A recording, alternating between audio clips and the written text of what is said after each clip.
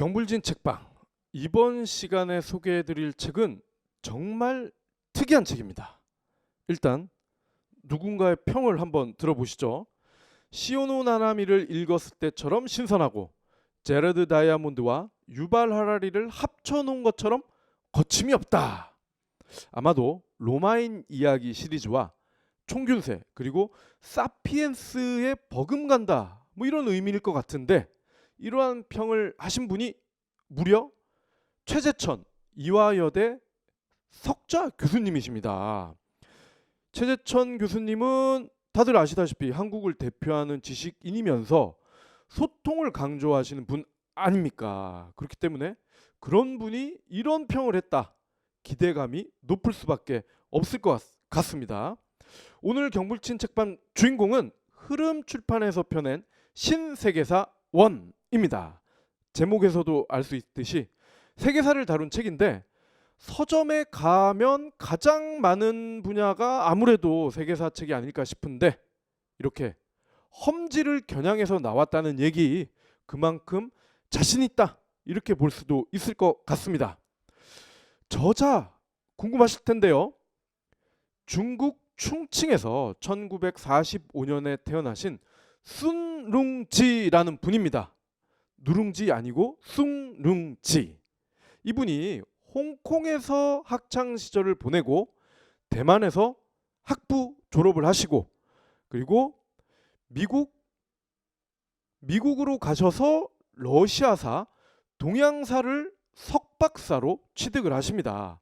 그런 다음에 교수 생활은 북미에서 왔다 갔다 하시면서 했는데, 정리를 해보면 중국인인데 정작 주요 활동 무대는 북미고, 그리고 러시아사에 아시아사까지 전공을 하셨으니까 기존에 우리가 알고 있었던 세계사 책, 즉 유럽사를 위주로 다룬 책과는 결이 다르겠구나, 이런 기대를 가질 수가 있는 거죠. 출판사에서 잡은 마케팅 포인트도 바로 그 지점입니다. 새로운 역사 관점. 이 순룽지의 신세계사 1, 이 책의 새로운 역사 관점의 대표적인 주제가 바로 4대 문명설입니다. 이 4대 문명설을 인정하는 게 아니라 반박을 한다는 겁니다. 4대 문명 중에서도 가장 큰 형이 메소포타미아 문명인데, 이른바 비옥한 초승달 지대에서 농사를 큰 강 덕에 잘 할 수가 있었고, 그러면 그 많은 식량 덕에 많은 인구가 나왔고, 그래서 도시도 나오고 국가도 나왔다, 뭐 그런 얘기인데, 식량을 많이 생산하기 위해서 반드시 필요한 게 물이다. 그래서 4대 문명 옆에는 항상 4대 강이 있었다. 이게 기존의 역사학자들의 주장이었는데, 하지만 순룽지가 이렇게 제안을 합니다. 상식적으로 생각을 해봐라.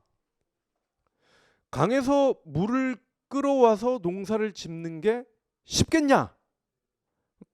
우리는 농사를 져본 적이 없기 때문에 이게 어려운지 쉬운지 잘 모를 수도 있는데요. 지금도 농촌에 가뭄때 가 보시면요, 물을 끌어오기 위해서 양수기를 돌리지 않습니까? 이 양수기를 돌린다는 얘기는 사람의 힘만으로는 물을 가져오기가 굉장히 어렵다는 얘기잖아요. 그런데 지금도 어려운 일을 5,000년 전에 사람들은 쉽게 했겠냐는 겁니다. 그렇기 때문에 순룽지의 주장은 이렇습니다. 메소포타미아 문명이 있기 전에 훨씬 작은 규모의 문명들이 있었고, 그러한 문명들이 무려 20개가 넘게 있었다. 그러면 이 사람들은 농사를 짓긴 지었을 텐데 물이 필요하지 않는 농사를 지었을 것이고, 결론은 목축이나 수렵 채집 위주의 농사였을 것이다. 그렇기 때문에 강이 아닌 산을 주 무대로 했을 것이다 라는 결론에 이르게 됩니다. 실제로 책에 나오는 20여 곳에 해당되는 문명 중에 몇몇 도시를 살펴보면요, 예리코, 괵베클리 테페, 차탈 회위크, 수사, 이런 지명이 나오는데 역사에 관심이 많은 분들은 들어보셨을 겁니다. 이들 지역을 점으로 표시한 다음에 연필로 쭉 이어가다 보면요. 반원 형태의 모양이 나오고요.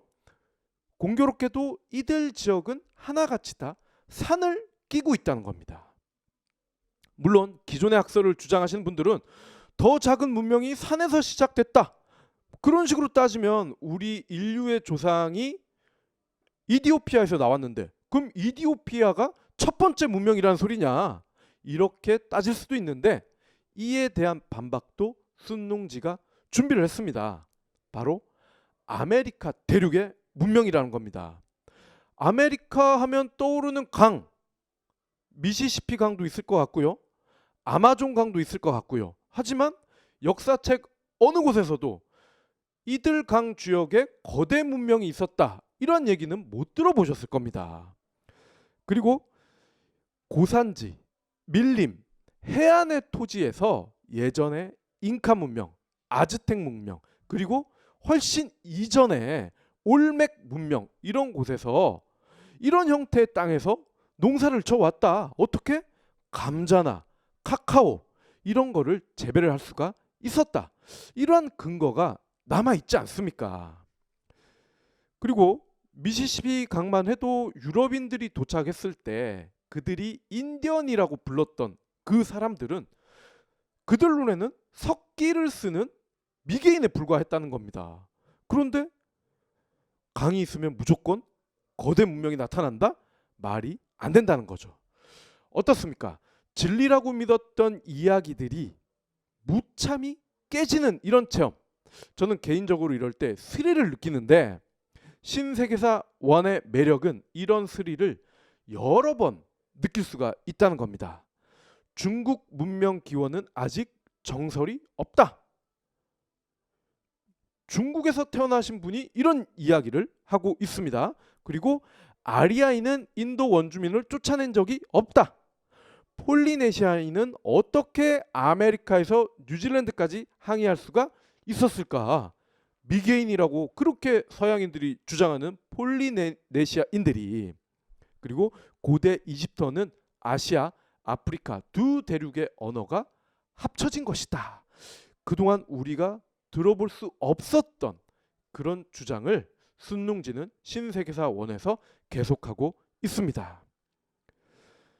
지금까지 신세계사 1의 장점을 설명을 드렸는데요. 책을 아마도 구매하고 싶지 않을까? 이런 생각이 드실 분들이 많이 계실 겁니다.